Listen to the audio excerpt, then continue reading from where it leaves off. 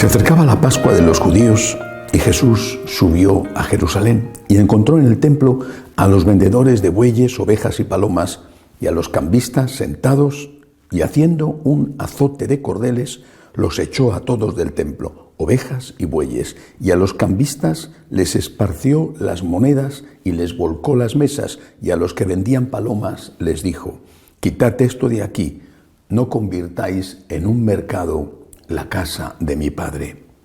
Sus discípulos se acordaron de lo que está escrito: el celo de tu casa me devora. Entonces intervinieron los judíos y le preguntaron: ¿qué signos nos muestras para obrar así? Jesús contestó: destruid este templo y en 3 días lo levantaré. Los judíos replicaron: 46 años ha costado construir este templo y tú lo vas a levantar en 3 días. Pero él hablaba del templo de su cuerpo. Y cuando resucitó de entre los muertos, los discípulos se acordaron de que lo había dicho y creyeron a la Escritura y a la palabra que había dicho Jesús. Palabra del Señor.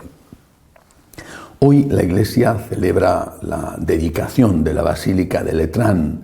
Es la catedral del Papa y es una fiesta que nos invita, junto, por ejemplo, con la fiesta de San Pedro y San Pablo, nos invita a recordar la primacía del Papa en la Iglesia, del vicario de Cristo.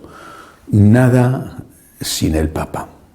Siempre con Pedro y bajo Pedro, porque Pedro es el vicario de Cristo y naturalmente el vicario de Cristo está a su vez debajo de Cristo, es el vicario de Cristo, no es el superior de Cristo.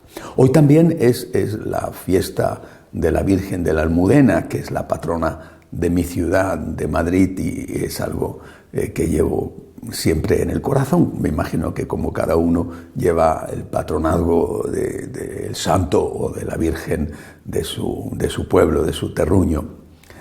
Pero es un día para meditar, a propósito de la dedicación de la Basílica de San Juan de Letrán y de este Evangelio que acabo de leer, es un día para meditar sobre el papel de la Iglesia. Y primero hay que hablar del papel de la religión, aunque algunos dudan de que el cristianismo sea una religión. El hombre tiene una relación natural, instintiva con Dios. Esto del ateísmo, aunque en algunos sitios sea poderoso, hoy en día en el conjunto de la humanidad sigue siendo una pequeñísima minoría, y desde luego en la historia de la humanidad es algo muy reciente. El hombre ha intuido que tenía que haber algo más. Y ha intuido también que tenía que haber alguien más, algo más, de alguna manera, una vida eterna, y alguien más, alguien que ha creado esto que existe, tan maravilloso, tan grande, a veces tan destructivo, como por ejemplo puede ser un maremoto o un terremoto, pero muchas más veces tan bello, tan fuente de vida. Tiene que haber alguien por encima de esto y tiene que haber algo cuando esto se termina. Esta es la ligación, la relación natural del hombre con Dios, repito, desde el origen de la humanidad. Pero hay una religación, es el filósofo español Zubiri el que habla así, dice que la religión es una religación, juega con la palabra religión, religación, no sé cómo se puede traducir esto a otros idiomas, en español es posible, religión, religación, así con este juego de palabras Zubiri quiere decir que la religión es una doble ligación. Si hay una ligación natural, una relación natural entre el hombre y Dios, la religión viene a hacer un nuevo lazo, una doble relación entre el hombre y Dios. Por lo tanto, lo esencial de la religión es mantener unido al hombre con Dios. No, Zubiri y los estudiosos de la historia de las religiones no están hablando del cristianismo en específico, están hablando de la religión en general, también por supuesto del cristianismo, que es notablemente distinto al resto de las religiones por el hecho de que es el propio Dios el que se hace hombre y que después muere y resucita para salvar al hombre. Pero el cristianismo como religión es también En primer lugar, una relación acrecentada, fortalecida del hombre con Dios. Por lo tanto, una religión, el cristianismo, el catolicismo, si no sirve para unir al hombre con Dios, está incumpliendo su primer mandamiento, su primera obligación, su primer motivo de existencia. El objetivo de cualquier religión, el objetivo del cristianismo es unir al hombre con Dios, saciar la necesidad de Dios que hay en el corazón humano. Esto en la Iglesia Católica en las últimas décadas, no digo que lo hemos perdido, pero sí ha disminuido notablemente y en algunos sitios efectivamente se ha perdido esta misión esencial de cualquier religión y por lo tanto también de la nuestra, del cristianismo. Tenemos que saciar, tenemos que llenar el hambre, la necesidad de Dios que tiene el hombre. Necesito a Dios. Lo necesito en mi vida, en mi día a día. Lo necesito en lo malo, cuando estoy sufriendo, cuando tengo problemas, cuando tengo angustias, cuando tengo miedo. Lo necesito en lo bueno para que no se me suba el éxito a la cabeza y no me emborrache y me destruya a mí mismo. Y lo necesito no solamente en el día a día, sino que lo necesito cuando llega la enfermedad y la muerte mía o la muerte de los míos. Yo necesito a Dios. Repito, forma parte de la naturaleza humana este creer que hay alguien más y que hay algo más. Algunos dirán que es un Dios con forma de elefante. Bueno, pues yo no estoy de acuerdo, obviamente, pero tendré que respetar a esas personas que creen eso. Pero resulta que al menos esas personas creen eso. ¿En qué Dios estamos creyendo los católicos? Porque a veces da la sensación de que hemos dejado de creer en Dios.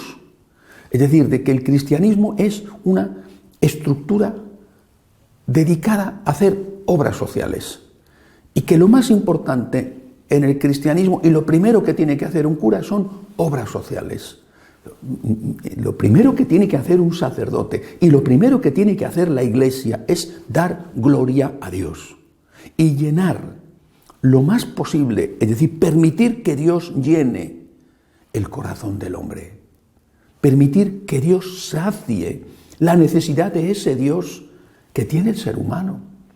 Si nosotros, especialmente los pastores, pero todos somos pastores de nuestros hermanos, si nosotros no somos capaces de ser canales que conducen Dios al hombre y que sacian ese hambre de absoluto, esas respuestas a las grandes preguntas y que sirven de consuelo al que llora y de esperanza al que está hundido, si no somos capaces de eso, estamos incumpliendo la primera misión de cualquier religión y por lo tanto de la nuestra.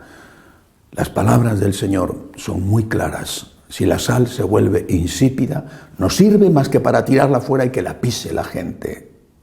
O también estas otras palabras: vuestra casa se os quedará vacía. Dicha precisamente estas palabras a Jerusalén, advirtiéndoles de lo que iba a ocurrir, la destrucción del templo, porque no habían sabido reconocer al Hijo del Dios vivo que había estado presente en medio de ellos e incluso le habían matado.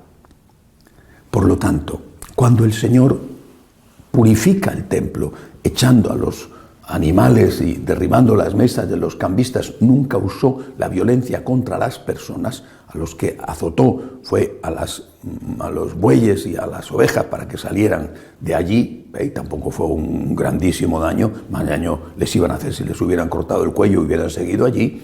Bueno, pues nuestro Señor dijo claramente: mi casa es casa de oración.